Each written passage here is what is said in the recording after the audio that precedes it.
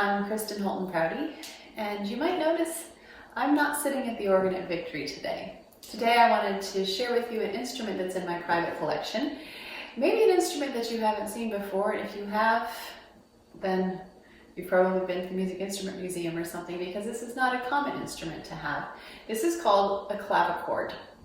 Now, a clavichord is not really meant to be a performance instrument. It was designed to be a practice instrument. Organists had to go to churches to practice organs, and before electricity, they would need somebody to pump the bellows. And so unless you had, at least two probably people willing to pump for you to practice, if it was cold or if they were working, you might not get time at the organ to actually practice. This was before pianos.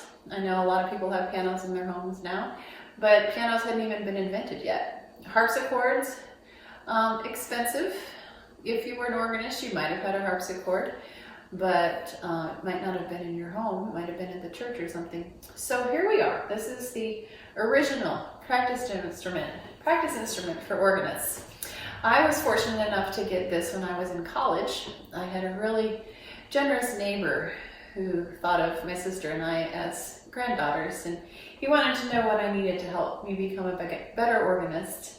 And so a clavichord was something that my teacher and I at the time discussed. I was able to find this one. Somebody was selling in Kentucky. So I took a road trip to Kentucky, found this clavichord. It was built by David J. Johnson in 1985, but modeled after clavichords from hundreds of years ago. Now, a clavichord is cool because it doesn't take electricity, it doesn't take wind, it's entirely using your fingers. It's got strings like a piano, and it has these little hammers, tangents that touch the strings. And I'll take some pictures up close so you can see what the inside of it looks like. This one is really beautiful because it's made out of one piece of wood, so you can see the variation of the grain as it goes through each little piece. And as you can see, all of the keys, all wooden, and they're very short. They're not as big as you would imagine on a piano key. So you have to keep your hand very good position. And it's very quiet. Now, if your name was Johann Sebastian Bach and you had 20 some children and you said, go practice, and they all went to their pianos, can you imagine the chaos that would have erupted in that house? I have 2 children who are supposed to go and practice, and I can't even handle that. So clavichords for 20 some children would be wise.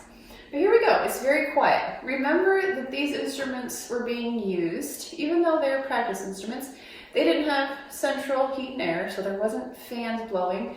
There weren't cars going past outside. Nobody had their radio going. There wasn't a TV in the background. Natural sounds, birds and whatnot, but you could still hear this. But in our modern world, it's very quiet, so you have to listen closely.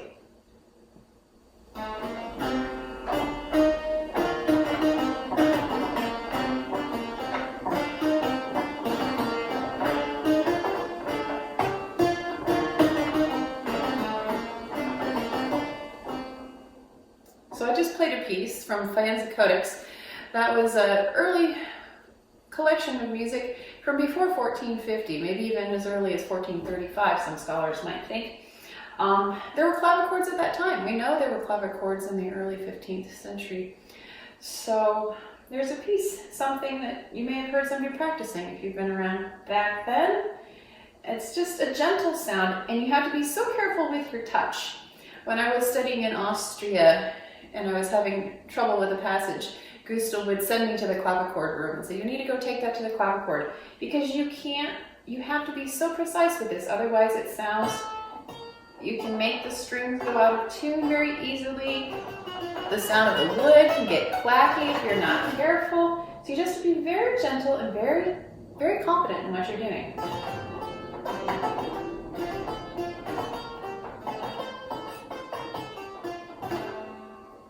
Now there's something cool that you can do on a clavichord that you can't do on any other instrument. You can't do it on an organ, you can't do it on a piano. Now I say any other instrument, I meant any other keyboard instrument. Violinists have vibrato, the human voice has vibrato. A lot of the wind instruments can do vibrato in various ways. But on an organ, if you want to do vibrato, you have to use a tremulant or maybe a celeste stop or something like that. On the piano, you just can't unless you start shaking the piano. Once you hit the sound, whoop, it's gone. It's out of your control. On this one, because the key is connected to the wood that has the tangent that hits the string, and because it's just such a short little range, there's no mechanisms like in a piano. If you've looked in, there's all these parts that are moving like this and going like that, and they're hitting each other, and it's just this big elaborate thing. This is very basic. I hit the key, it goes up and hits the string. That also means that I'm maintaining contact with the string.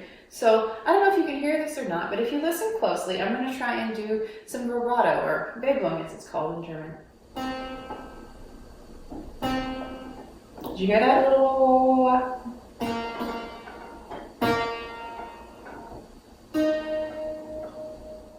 It's very gentle, very subtle, but composers and performers at that time took advantage of that, and as they were practicing for hours and hours on their clavichord, they find different ways to make it musical, because let's be honest, it's not big, it's not loud, it's not grand, so you have to make it gentle and sweet and beautiful, and it's really fun to play.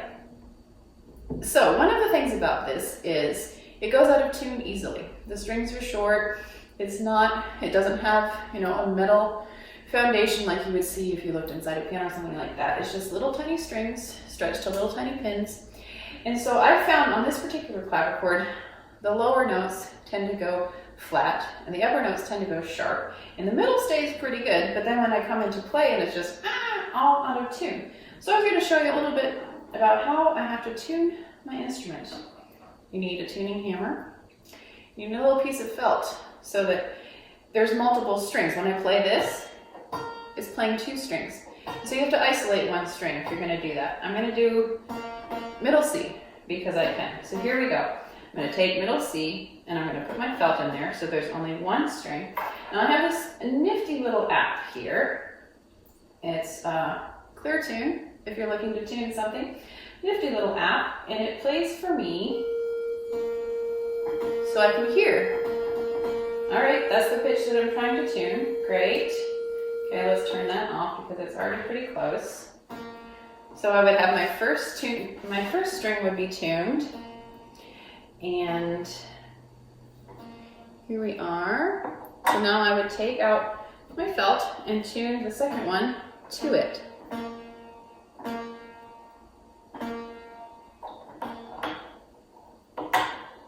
Get the hammer on here.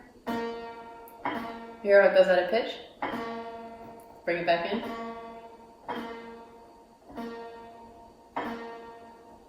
There's something so beautiful about when they go into pitch with each other.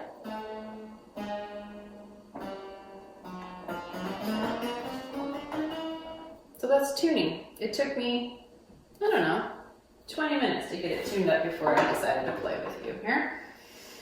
Just, if you've ever seen a violinist, they have to tune before they play. If you've ever seen any sort of horn player, flute player, everybody has to tune their instruments. The disadvantage of being a keyboard player is that we have a lot more notes that we have to turn. Like a harpist, if a harp comes in, they're going to come early because they have to tune all of those strings. So here we go. Part of the instrument is having to tune it. And the nice thing about it is that you then get to play it.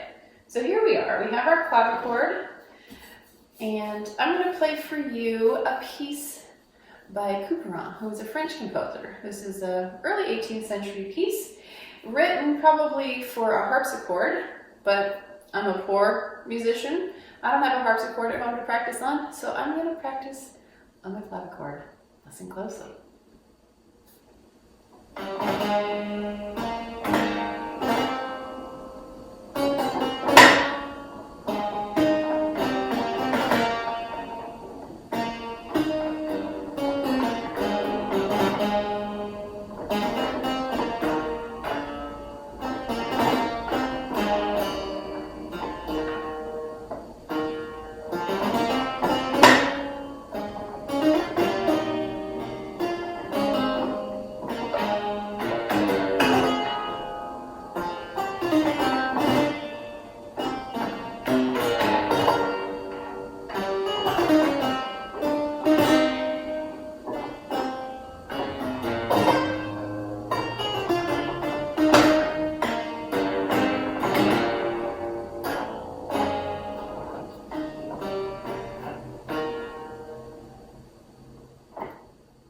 something else that I want to tell you about this clavichord.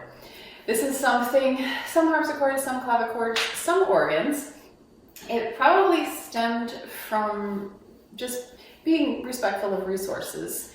Organs now, we have so many pipes, and we can mass produce things, and we can have electricity that powers our blowers and things like that. But in the early, many hundreds of years ago, these were substantial resources in order to produce these sorts of things. And so the short octave resulted where they would just make the keys that they needed. You need C. That's an important one. Do you need C sharp, D, D sharp, E sharp, F? E sharp is F. You might need that. But what they decided to do was just take the notes that were important to them.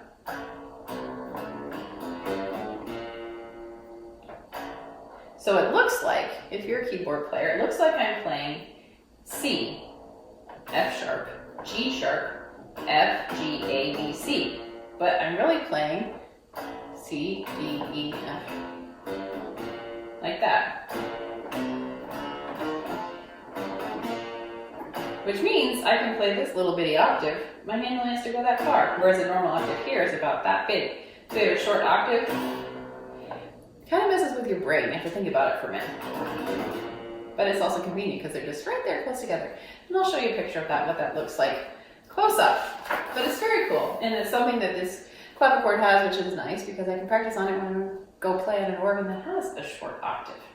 So here we go. Just a little bit more Cooperine as you listen to this very delicate, sweet little sound of the clavichord.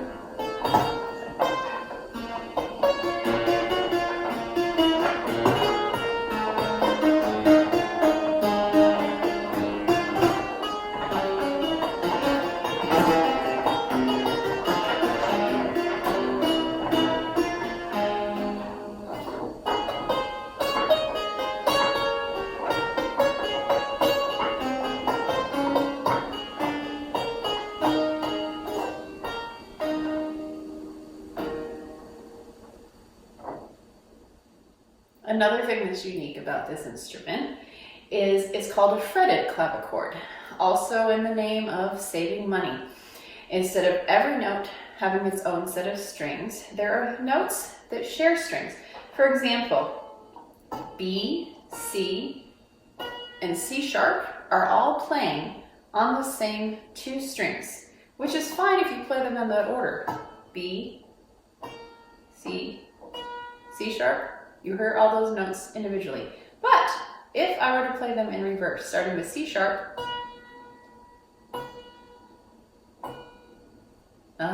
three notes that sound exactly the same. So you can't play them descending because the first one, the highest one gets priority, and then the ones that sound under it, it's already sounding, and so it doesn't change the pitch. Which is just a small disadvantage, but for most of the repertoire that you're playing, it's not a big nuisance. Just something to be aware of, and another creative way that they were making this instrument.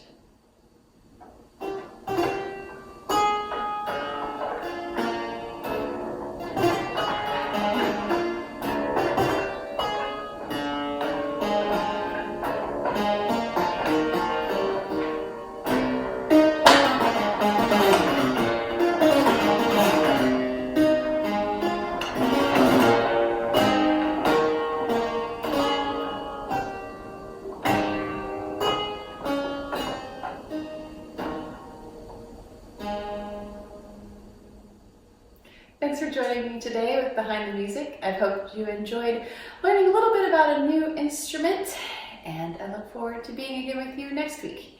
If you enjoy these, I invite you to share them either through Facebook, or make sure you subscribe to Victory Lutheran on YouTube. Lots of ways that you can hear daily hope and our weekly worship messages, and the little tidbits about music that I get to do with you each week. It's always a pleasure. See you next time.